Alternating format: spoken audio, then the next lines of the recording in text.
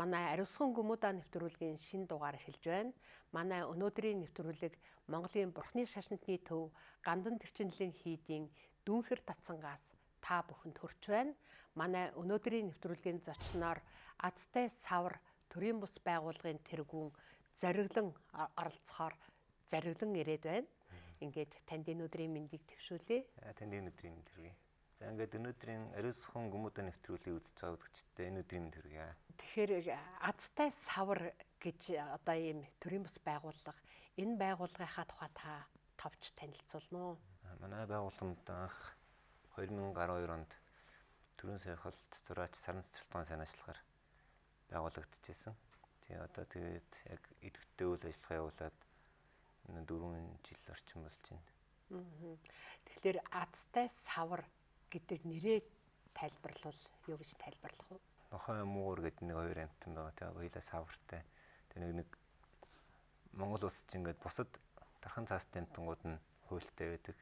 5 шумал нь төрийн хамгаалтанд байдаг үндс хуулинд заасан байгаа.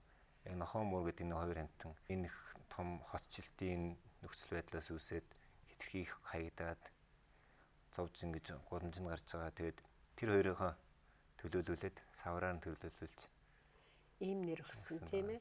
Гэмтэж бэртсэн муурын зулцсан нохон ГҮМҮДА аврах зорилготой байгуулжсэн. Тэгэхээр тэр маань аврагдсан гэдэг нь Азтай байна гэдэг утгаараа л анх байгуулж тийм нэр өгчээсэн. Одоо бол бидний үйл ажиллагаа өргөжөөд бүр илүү өргөн цараа зөвхөн аврах биш. Илүү нийгмийн чиглэл рүү болсон.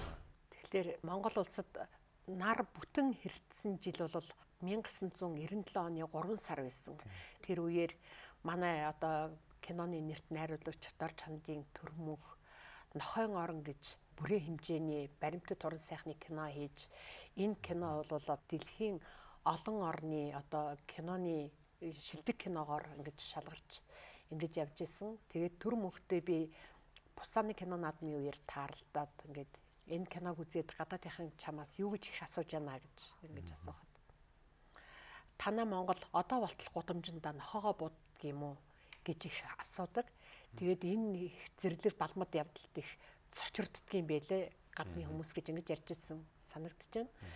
Тэгэхээр тэр цагаас хойш одоо 20 жил өнгөрчээ. Бид нэр одоо гудамжинд нохоогоо буудаад л байна. Хүн амьдардаг орчин алга байна шүү дээ.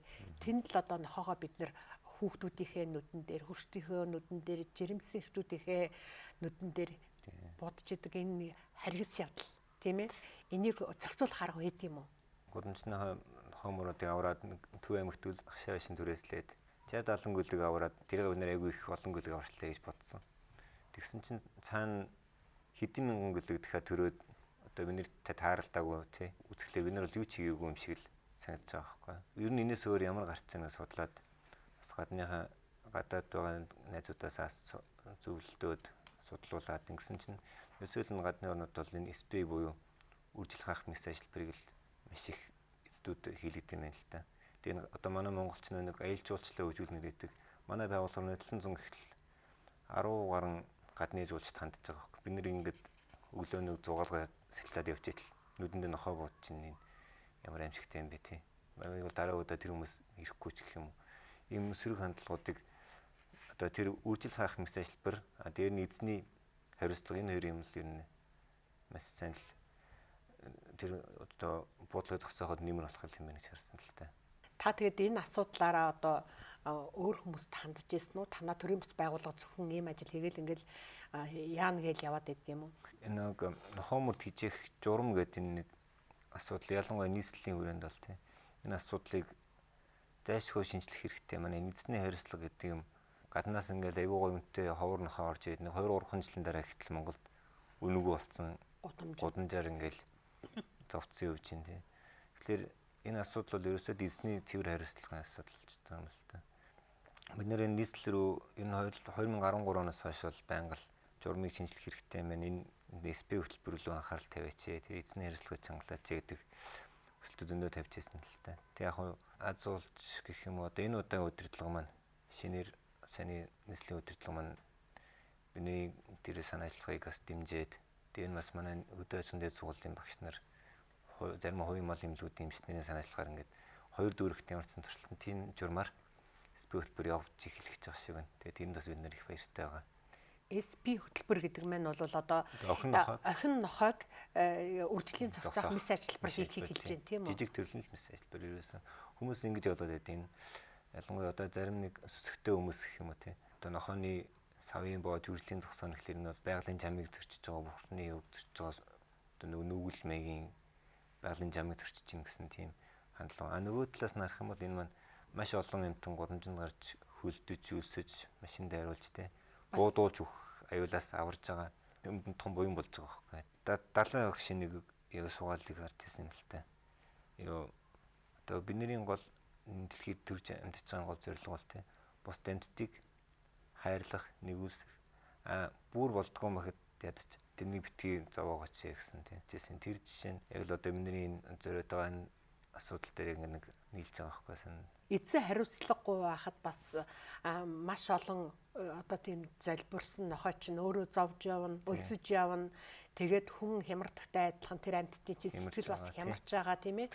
Тэгээд тэр уураа одоо хүүхэд хүмүүс рүү гаргаж урах, гэмтэх тохиолдол байна шүү дээ одоо тийм ээ.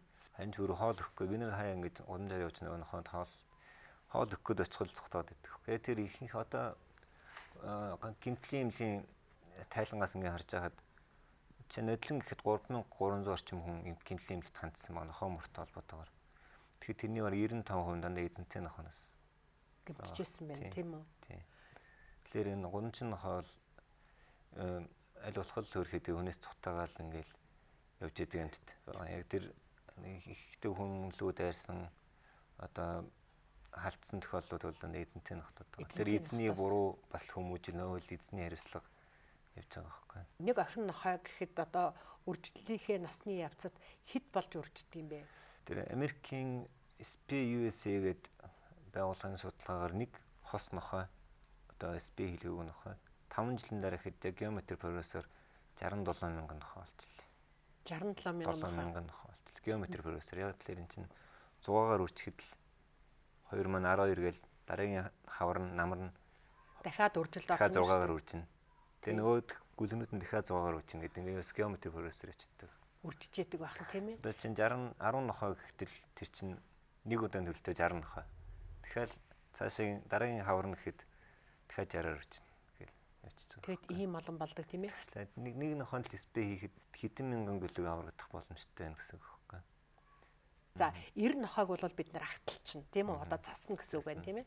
Охин нохойг болохын зэрэг одоо бас тэр үржлийн саатуулах тийм мэс ажиллабар хийх нь байна да тийм ээ. Тэгтэн зэрэг нэг нохойд бол энэ хэдэн төгрөгөөр хийгддэг юм. Энэ маань Жингис хамаарад нэг 80-аас 130 мянган хооронд байгаа юм л та. Тэгээ энийг нэг хүмүүс ингэж буруугаар ойлгоод багш. Нэг нохой буутахад 12500 байхад ягаад нэг нохойд тийм үнэтэй юм хийх гэдэг юм бэ тийм. Тэгэхээр энийг нэг төрний жишээ байхгүй. Одоо энэ нэг охин нохойд 100 орчим мянгаар хийжлээ гэхэд цаана хэрэг төрсөн бол тэр за нэг 6 гөл гарахад 6 гөлийг 10500 буутахад хэд болох вэ? Хэдэн төгрөг болох вэ тий. Дараагийн намар нь дахиад хэдэн төгрөгөөр дахиад 6 гөл гарна. Дахиад хэдэн төгрөг болох вэ? Ингээд 2 жилийн дотор ихтэл тэр чинь нэг хос нохойноос бараг сая гаруй төгрөгийн буудах зардалтай гөлөмөд гарчих гээд байгаа байхгүй. Тэгээ хэдэн жил цаашаа төрөх үү тэр нохой бүү мэд тий. Тэгэхээр энэ асуудал төр бол нэг үн одоо ингээд харахад үнэтэй юм шиг боловч цаашийн үр дүн нь бол хамаагүй хямдхан болсон. Хамаагүй хямдхан тийм ээ. Тэгэхээр та бүхэн энэ нь одоо судалгаагаа жишээлбэл дээш нь яаж уламжилж ирсэн, яаж хүлээж авч ирсэн тэр түүхээсээ товч байна. Бид нэр яг тэр нэг гөлгөмөд аварж үзээд энэ бол бүтэхгүй мэн гэдгийг ойлгоод SP хөтөлбөрийг явуулъя, нийслэл рүү бас хандаж үзье гэд хэд удаа хүсэлт тавьж ирсэн л та тухайн удирдлагууд руугаа. Тэгээд тэд маань ер нь их хүлээж аваагүй. Жишээ нь 2002 оны нийслэлийн батлагдсан журам дээр энэ нохой устгах зарлыг 5000 төгрөгөөр бодож хийсэн мэт юм байлээ. Тэгээд манай нийслэлийн өмнөх удирдлага маань 2013 онд 7500 төгрөг болгож өсгөөд 2015 онд золбин нохой шатаах 100х гээд нэг 500 сая төгрөгөөр нэг тийм 100х барьсан байдیں۔ 2016 оны хавар 4 сард нэг нохой устгах зардлыг 12500 төгрөг болгож өсгсөн байдیں۔ Яг иймэрхүү ларг хэмжээнүүд л сүүлийн хэдэн жилд яг авагдсан байна л та. Золбин нохойн дээр. Харин энэ удаагийн удирдлага маань ямар ч байсан туршилтын журмаар 2 дүүрүүдээр спи хөтөлбөрийг явуулж үзье. Хүмүүс яг иймэрхүү ярьж байгаа юмнаас хэрэгжүүлээд үзье гэж нэг зөрөгтэй шийдвэр гаргаж ийн л та. Хүмүүсийн хил амч энэ асуудал дээр их өндөр баг шиг байна. Тэгтээ ямар ч сан хийгээд үзье гэж байгаа энэ удирдлага бас их сайн санагдаж байна л та бид нарт. Тийм ээ. Шин нэмийг заавал эхлэх зориг хэрэгтэй тий. Зоригтой байна гэдэг бол үүсэл бол угаасаа байнга байна тий. Тий. Тэгэд нохой буудах гэж асуудал нь бол нэг иймэрхүү төвшөнд явж байна тий. Энэ их мөнгө зарцуулж байна. А буудсны дараа бас яадаг вэ гэхээр нөгөө төрний 500 сая төгрөгийн том зуух маань өдөрт одоо жишээ нь 100 200 нохой очиж байгаа. Буудалцсан нохой. А тэнгүү нөгөө нэг шатаах зуух маань нэг удаадаа нэг 20 30 нохой орох багтаамжтай. Тэгээд тэрнээс бүтэн үнс болгохын тулд 4-5 цаг зарцуулдаг. Тэр өдөрт нэг өсөөл нэг 60 70 нохой шатаах хүчин чадалтай. Цаана хэдэн зуун нохой илүүлчихэж байгаа юм. Тэгэхээр зүгээр ингээд харж хагаад жилд нэг 60 70 мянган нохой бол ерөнхийдөө хөрсөнд илүү болгогдож байна. Тэгээ хөрснөө бохирдол ямар амжилттай байгаа вэ? Халдвар төвчин тэндээс. Тэр нь бол бүр үгээр илэрхийлэх аргагүй өндөр таахгүй. Өндөр төвшний хортой агаар гарч ирэх гэсэн үг байхгүй энэ бол. Журмыг шинжилье гэж нэг хэсэг ажлын хэсэг байгуулж ажиллаж байгаад бидний хүсэжсэн шиг тийм хатуу чанга болж чадаагүй. Яг л дундуур нь ингээд бид нартай ажлын хэсэгтээ өөр байгууллага зөндөө орж ирсэн л дээ. Мэргэжлийн талтаас гэх юм уу тэр эрүүл мэндийн газраас тэд нар маань яг нэг амтан хайрлах гэдэг талаас нь биш. Ерөнхий юм гаргах гэсэн байхгүй. Тэгээ тэр маань бадрал тухайн ерөнхий мэдээ бадралгүй. Тэрийг бол буцаас нь тэр нь баруун зүг болсон гэж би бодож байгаа. Яг тэгэхээр тийм хангалтгүй зурм гарснаас гараагүй байсан тэр. Гэж үзсэн тийм ээ. Тэгээ одоо та бүхэн ресипи гэж одоо тэр үржил зогсоох бис ажилбарыг хийхдээ хаанаас мөнгө төгрөг олж хийдгийг? Бид нар одоохондоо яг янз бүрийн хандийн үйл ажиллагаа зохион байгуулад тэгээд бас гэмтэж үрдсэн нохоонуудтайгаа хандиудаа илүү гарсны спи хөтөлбөрөөр зарцуулаад ингээд явж байна. Одоогийн байдлаар бид нэг 270 орчим хашаандаа охин нохойтой гүлгэлүүлээд гүлгэн төөрөөж хийдэг айлуудын нохоонд хийгээд өгсөн байгаа. Сүүлийн 3 жилийн турш хугацаанд. Тэгээд яг энэ маань ингээ 270 нохой маань хэрвээ энэ 3 жил үрдсэн бол хэд болох байсан гэж бодглохлоор бид нараас нийгэмдээ бас боломжоор юм хийчлээ гэж харж байгаа. Гэхдээ энэ бол энэс хувьд хангалттай үр дүн биш л дээ. Таануудын судалгаа байдгүй жишээлбэл Улаанбаатар хотод хэр олон нохой байдгийг ер нь эзэнтэй эзэнгүй нийлсэн. Энэ юу сүүлийн 2016 оны 9 сарын тооллогоор Улаанбаатар хот 300 орчим мянган нохой авч гинэж гарсан л. Тэгээд хашаанд гэр хороолол 120 мянган нохой, байшин хороолол 40 мянган нохой. Ингээд нийт тэгэхээр одоо энэ маань нэг 400 гаруй мянган нохой юм уу? 400 гаруй мянган нохой байна тийм ээ. Тэгээд жил болгон нэг 70-аас 80 мянган нохой буудаж байгаа. Нийслэл зөвхөн нийслэлд 20 жил буудлаа шүү дээ. Юусе багасахгүй он ямар учиртай вэ гэхлээр нөгөө нэг гол их үүсэр хашааны айлаад байгаа байхгүй. Хоогоо гүлгэлүүлээл гүлгийн захмах бараад болоод одоо энэ түүний илтгэр хийд бараад болоод гүлгнүүд нь хайд. Тэнөөдөл маань үржээд том боллоо буудууллаа цаанаас нь дараа намбар нь дахиад баахан гүлэг авчаал хийдэг тийм. Энийг юм зогсолтгүй цикл болоод байгаа байхгүй. Тэгэхээр энийг л тэндэн таслахгүй бол энэ бол ингээл яваад л гэсэн жил болгоно. Тэгээд одоо ингээд бид нэр сүүлийн 5 жилийн нохой утгалын зардлыг ингээд харж байгаад бол өс жил болон өссөн баг. Юусоо буурсан баг. 13 онд 300 сая байсан бол 14 онд 500 сая, 16 онд 800 сая гэл ингээл одоо энэ жилээс тэр хүм даавал. Нохой буудах төсвөн үү? Төсвөн. Зөвхөн Улаанбаатарт. Сүүлийн 5 жил 4 тэрбум гаруй төгрөг нохой будагдсан байгаа байхгүй. Амин болонд буудаад тэрөө багассан юм нөхлөөр байхгүй. Үр дүн байхгүй зардал тий. Тэгтэн зэрэг энэнд одоо олон улсын жишгээр харьцах тэр цаг ирсэн биш шүү дээ. 21-р зууны иргэд чинь бас нэг жоохон юмэг өөрөөс өөрөө хармаар байгаа байхгүй.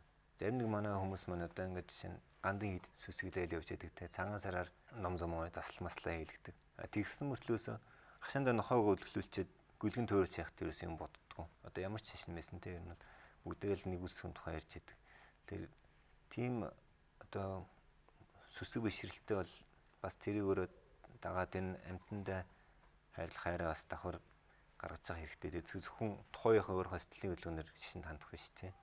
Ер нь бол бүх юмдаа үйл болгонд амтнаа хайрлах, нэг хайрлах те. Байгалаа хайрлах гэх юм уу. Та зөв юм ярьж байна л да. Бид нар сэтгэлийг сайжруулах тухай эрдэмийг бурхны шашны эрдэм гэж үздэг шүү дээ. Ямар ч амьтанд одоо манай бурхан багшийн сургаалд байдаг л да. Ямар ч амьтанд байгаа хамгийн үнэтэй юм нь амин гэж ингэж үздэг. Тийм учраас амьтны амь хөнөөж болохгүй, хөнөөж хэрэггүй гэдэг ийм сургаал, ийм сахил хүмүүс сахидаг. Бас бид нэр энэ амьтантай арай өөрөөр харьцах тэр цаг бүр бидний хүссэн үсээгүй л ирж байна. 270 айлын нохойд ингээд SB буюу тэр үржил зогсоох месс ажиллабар хийхэд та хэдэн мянган төгрөг олсон байх хэрэгтэй шүү дээ. Энэ мөнгийг ямар их усүрээс олж авдаг юм? Бид нэр янз бүрийн одоо хандийн үйл ажиллагааны зохион байгуулалт, амьд хөгжмийн тоглолтууд, тэгээд бас зураг саран цэцэлтэгч, төв соён өгч маань бид нарт зураг хандуулаа. Бид нарт зургийг бас дуудлага худалдаа оруулаад бүх хандвын бидний SB хөтөлбөрт зарцуулагддаг. Зарцуулагддаг тэгж мөнгө олдог тийм ээ. Манай хол одоо чинь ямар нэгэн байдлаар тогтмол дэмжиж одоо хандуулдаг тийм том байгууллага дэмжигчнэр бол байхгүй. Манай гишүүд байгаа Facebook групп дээр. Facebook группээр тийм үү. Биендээ мэдээлэл өгч мэдээлэл одоо тэнд юм гинтсэн нохоо байна гэж линк тэрэвд нойрхон баг оночиж аваад эндээ тавьж өгдөг ч юм уу. Одоо 57 мянган үнэтэй болсон байна л та манай групп. 57 мянган үнэтэй. Тэгээд хоёр нохоо нэг амьдралынхаа туршид 67 мянга болж өрчдөг гэвэл энэ одоо өстө үнэхээр энийг би бас анх сонсчод байгаа итгээг байхгүй энэ худлаа ах юм. Яаж 67 мянга болох вэ гэсэн чинь яг тэр нэг Америкийн USA гэдэг бүр байгууллага баг. Тэдний юун дээр ингээд яг графикаар гаргацсан бэл. Урд ингээд энэт хэхт ингээд сурвалжлах ажлаар явж байхад Чойрын 3 хэд байгаа. Гандан сэр Браун гэж нэрлэдэг. Том хотын өмнө самуунаас хол тэр лам нарыг ном үзүүлэх тийм аглаг орчинд босгосон маш олон цаг явж иж хүрдэг энэт хэхтийн хойгийн л одоо өмнөд хэсэгт байгаа тийм орчин. Гэхдээ ойр зуурхан бол одоо жижигхэн энэт хэхт тосгонууд байдаг. Тэр тосгоныхон нохоогоо гөлөглөхтэн зэрэг хэд бараадуулаад авчраа тавьчихдаг. Тэр олон нохой болж үрчгээс нь үрчсэн сэргийлэх зорилгоор Америкийн тийм одоо сайн дурын эмч нар нисэж хүрчээрэл бүгдээрэнд нь одоо таны тэр хэлээд байгаа охин нохоод бол одоо үржил хязгаарлах месс ажиллабар хийдэг. 90 нохойг нь болохоор агталдаг. Тэдний нь болохоор тэгэж үрждэггүй. Одоо нэг томоогч хийдэ хашаад чи нэг хоёрхан л нохой байх жишээтэй. Ийм байдаг л да. Манай Монголын энэ уламжлал уул нь бол эртнээс л явсан юм л та. Одоо 90 нохоонуудаа агтлаад тэгээд одоо нөө тэгцэн нохооч нэг орон орцсон өөр нохооны үнэр дагаж гүүхгүй хоноод дагаж явж байгаа нэг өөр үнэр дагаад явчихгүй хоноо дагаад явж идэг. Их мэтлэн сайн ер нохоогоо авч үлдээ. Одоо азраг тавина гэдэг шиг сайн ер нохоогоо авч үлдээ. Бүр ажил болгож үржүүлэхэнд оруулдаг тий. Бүр өөр сумаас очиж зөрж очиж нохоо худалдаж авдаг. Сүүгөө тий. Сайн өдөр очиж авдаг. Бүр эртний манай Монголын заншил гэвэл одоо хоньныхын тоон, хонь малынхын тоон 1000 хүрэх юм бол нохоо хэдүүрийг нөн зэсээр ингэж бүрдэг доторлдог тийм. Тэгтээ хоньныхын малын 100000 хүрэхээр мөнгөөр бүрдэг. Нохооны хайдварыг. Энэ яг л нэг хонь малаа сайн хамгаалсны буй ингээд гих мэтчлэн манай монголчуудын уул нэх гой заншлууд байгаа юм л та амтэн нохоогоо хайрладаг тийм. Одооний манай нохоо дижэгч нар манад одоо ямар ч тийм хариуцлага байхгүй. Энэ нохоог зарим нь болохоор гой үйлдвэр нохоог авчиж үржүүлээд мөнгө олно гэсэн зэрэг тогт. Зарим нь болохоор хашаан зөөр энэ нохоо ингээд хүний анд нөхөр гэр бүлийн гишүүн биш зүгээр хашаанд уяатай 1 метр өрхгүй уяатай 10 жил амьдэрсэн ч нохоо үйцэг байхгүй. Өөр тийм нохоо их өрөвдмөр. Тэгээд нохоогоо тэгж ижиж байгаа хүмүүртлэнгээс одоо ингээд жишээ нь цанаас амар болохоор л ингээд ном застмаас тэгэл яваад байдаг тийм. Нэг иймэрхүү нэг юм зөрчилтэй талуудаас харагдаад байгаа юм л та тэр хүмүүс дээр. Тэгээ манай монголчуудын одоо зарим нэг хүмүүсийн бас хандлага нь жоохон тийм нэг чин сэтгэлээсээ биш болцсон юм уу та гэж харагдав. Нохоо тэгж зовоочоод засал хийгээд сайжирна гэдэг бол бас юу л доо. Яг үнэндээ бурхны номонд дээр ч гэсэн тийм юм байхгүй шүү дээ. Жишээлбэл аль болох одоо бурхны шашны ясанд бол асархуй гэж байгаа. Асархуй сэтгэл, нэгүүлсгүй сэтгэл гэж хоёр их хамгийн дээд сэтгэлүүдийн нэг нь. Асархуй сэтгэл нь энэ зовлонтой амьтан одоо зовлонгоос хагацаа сайн гэж ингэж бодохыг бол асархуй сэтгэл гэж байгаа. Энэ зовлонтой амьтанд нэг одоо зовлонгоос нь ангижруулахад би тусвалъя гэсэн тэр одоо нэмж сэтгэлийг болохоор нэгүүлсгүй сэтгэл гэж үздэг.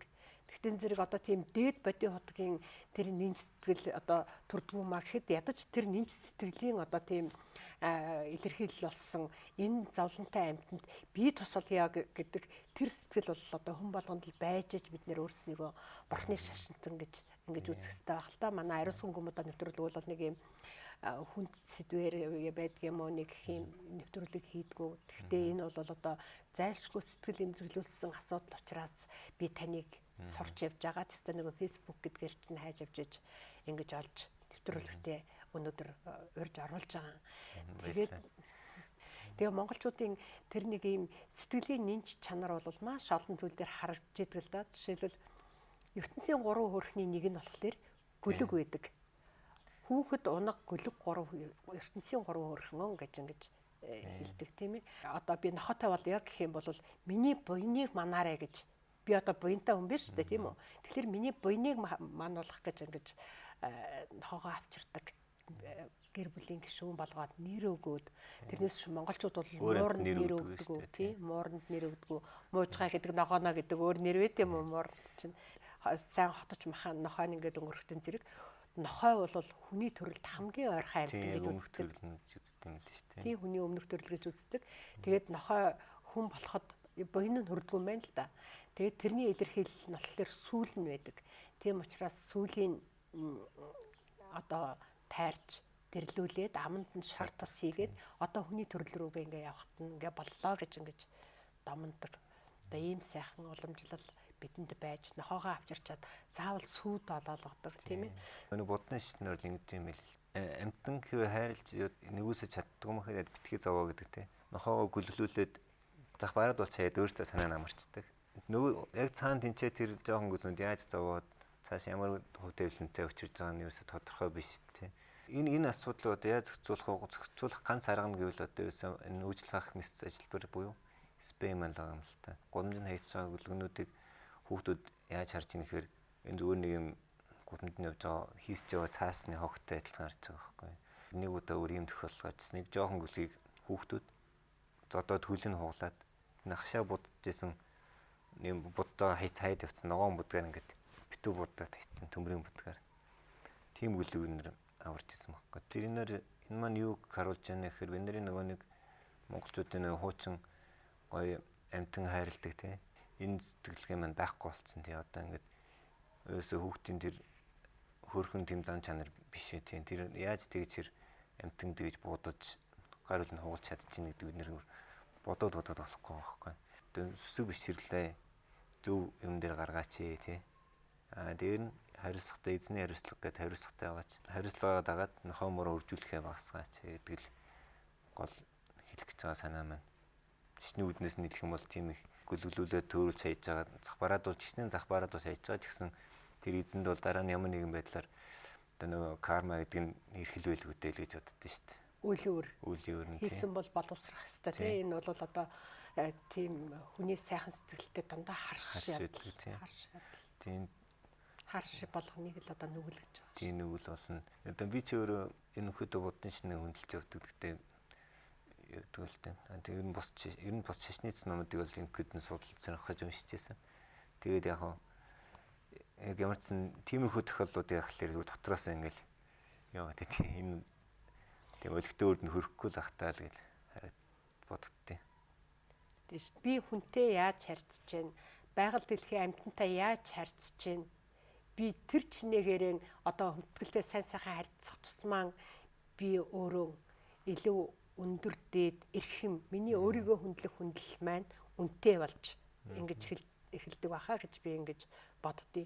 Хэдий чиний хүн тийм доошоогоо харгас хатуу байна. Тийм сэтгэл муутай байна. Тийм арга залтай байна. Төдий чинээ өөрийнх нь үнэлэмж ундаг байх. Бид нэр тэгжээч л хэр зэргийн хүн бэ? Хүний датаа явж чадж гэнэ үгүй юу гэдэг бол эд мөнгө, орон байр чивэд юм уу? Эрхэлж байгаа ажилтаа огт хамаагүй асуудал гэж ингэж боддгийг. Тийм одоо би бас тэгж бодд юм л та. Энэ дэлхий дээр ингээд одоо хүнээс ахуулаад жижигхэн өт хүртэл бүгд л дэлхийн үүсгэж гэсэн үг шүү дээ тийм. Энэ дээр ингээд зөвхөн хүн ганцаархнаа би энэ дэлхийн эзэн юм шиг байгаад байж болохгүй байхгүй тийм. Тинчээ чинь биднээс гадна маш олон амьтад төрөл зүйл байна. Яг л хүн ганцаараа ингээд дэлхийг бус амьтдын амьдрах эрхэнд халдаад эсвэл дураараа хотод авчиж үржүүлж гаргаж хийчээ дараа нь өөртөө буудаад тий. Гэх мэт ийм үйлдэлүүдийг зөвхөн хүн л хийж шít. Бус амьтад бол өөрөөсөө одоо нэг экосистем гэдгээр ингээд амьдраад явж байгаа шүү дээ. Тэгээ хүн л хамгийн ухаантай учраас хүн хамгийн ухамсартай байх хэрэгтэй байхгүй. Хариуцлагатай бус амьтныхаа өмнө хамгийн ухаантай л хамгийн доройхоо өмнө хариуцлагатай байдаг шүү дээ. Тэгэхээр тиймэрхүү байдлаар амьтад одоо хандах хэрэгтэй санагдаад байна л да. Таны одоо энэ ингэж сайхан бодож байгаад чинь би одоо бас даган байсан. Энэ бол үнэхээр одоо хүний яс. Би орхин хот тавиалаа. Одоо тэгээ байгалийн жамаараа урьдчилийнхээ насанд төрлөө. Тэгэхээр би яах вэ? Одоо та надад зөвлөгөөх нь шүү дээ. 6 сараас дээш настай л болсон байлс би хийлгэж болно. Тэгэхээр 6 сар хүрсэн үед нь спейл гэх юм бол нохоо цаашаа орон дахиж орохгүй, огт орохгүй. Зэрэг гэр бүлийн үнж нөхөр болж хувирж байгаа байхгүй гэр бүлийн гишүүн. Гадны орнуудад зөвхөн эзний хариуцлага нөгөө талаас хууль эрх зүйн орчин аягүй зөв байт юм байна л да. Хэрэг үржүүлдэг нохой бол татвар нь маш өндөр. Одоо маань нохой төрлөөхөд нэг гүлгнээс нь 200 евро авах жишээ. Нохой 60 хоног заавал ихтэй байх хэрэгтэй. 60 хоногийн ясаргааныхан зардал. Ингээд явсараад тэр хүн зөвхөн нохоогоо үржүүлснээс болж өөрөөсөө 1000 гаруй евро зарцуулчихж байгаа байхгүй. СП хийх зардал нь 50 евро байгаа. Тэгэхээр би 5 гүлэг гаргаад 1000 евроны татвар өгөөд цаашаа тэрэнд эзэн болох гэж зовхгүй эсвэл 50 еврогаар СП хийхгүй гэдэг юм. Хүнд сонголтыг өгч байгаа байхгүй. Улсын дээр зохицуулах бодлого нь зөв байна л та. Хүмүүс тэгэл нэг төвч бодолж байгаа л аль нэгэн зөв гарцыг олж тэгээ хүний нийгэм хөгждөг ийм жамтай энэ амьтан хамгаална хайрлна гэдэг бид нар зүгээр нэг амьтныг хайрлаж хамгаалахын тухайд биш бид нар өөрсдийнхөө сэтгэлийг хамгаалах гэдэг байгаа. Бидний сэтгэлийн харгас сахицгийг цэвдэг болгохоос хамгаалах гэдэг байгаа юм. Тийм болохын зэрэг би бас энэ та бүхний санаачлагыг дэмжсэн одоо нийслэлийн удирдлагуудад нэрээ үнэхээр их баярлж байна. Энэ ихний 2 дүүрэгт хийж байгаа туршилт бол ямар ч гэсэн амжилттай болно гэдэгт бол гүнээ итгэж байна. Одоо энэ мегаполис болчихсон энэ сайхан Улаанбаатар хотоо бас илүү инэрэнгүй, илүү хүнлэг тийм хот болгохын төлөө бид нар бүгдээрээ оролцох хэрэгтэй. Ингээд бидний урилгыг хүлээж авч хүрэлцэн ирсэн зориглондоо маш их баярлалаа. Та бүхний цаашдын одоо юм нинжин сайхан сэтгэлийн чинь үйлс бас ямагт дэлгэрэх болтугай гэж ингэж хүсэн өрөөе. За баярлалаа. За тэгээд нэвтрүүлэг үзэж байгаа бүх сүсгтэн хүмүүстэй үзэгчтэй та хэрвээ гэртээ нохоогоо гэр бүлийнхаа гишүүн гэж үздэг бол тэр нохооныхоо үйлдэлд анхаарал тавиарай, хяналт тавиарай тий. Хичнээн нохоогоо гөллүүлээ цааш нь эзэнтэй болгож байгаа гэсэн тэдний маань ямар одоо хөв тавилан туулаад яаж явж байгаа нь тодорхойгүй байдаг тий. Тэгэхээр бид нар зөвхөн хувиа хичээгээд тэр гөлгийг мөрөн зулцгаач гэсэн тий. Хүнд өгөөд за ингэ санаа амарч болохгүй. Тэр маань бол хангалттай аз жаргалтай байгаагүй нь тодорхойгүй учраас бид нар тэр зовлонг тасн осоогонд бол нохоо мөн хөвөршлийг зогсоогоос ойл гэж уриалмаар байна. Азтай савраа дэмждэг бүх хүмүүстэй баярлж талхаж явдаг шүү гэдгээс манай байгууллагын зүгээс хэлмээр байна. Ингээд таны та бүхний Азтай савар төрийн бас байгууллагын ийм сайхан үсгэл санаачлага гаргаж өстой шин цагийн одоо шинэ мянганы залуу хүмүүсийн ясаар нүрлээд ирсэн энэ бодит байдалд хандж байгаа энэ эрүүл саруул одоо сэтгэлгээ энэ хөдөлгөөн энэ цаг заваа зарцуулж байгаа энэ үлсэд чинь амжилт хүсье. Баярлалаа. Эрхэм үзэгчдээ манай Ариусахуйн ГҮМҮДА нэвтрүүлгийн өнөөдрийн дугаар энэ хүрээд өндөрлөж байна. Манай нэвтрүүлэг Монголын бурхны шашинтны төв Гандан Төчнөлөн хийдийн Дэчин галбын татсангаас та бүхэн төрлөө. Манай өнөөдрийн нэвтрүүлгийн зочноор Азтай савар төрийн бас байгууллагын тэргүүн Зориглон уригдан ирж оролцлоо. Ингээд бидэнтэй хамт байсан эрхэм үзэгчдээ их баярлалаа. Баяртай.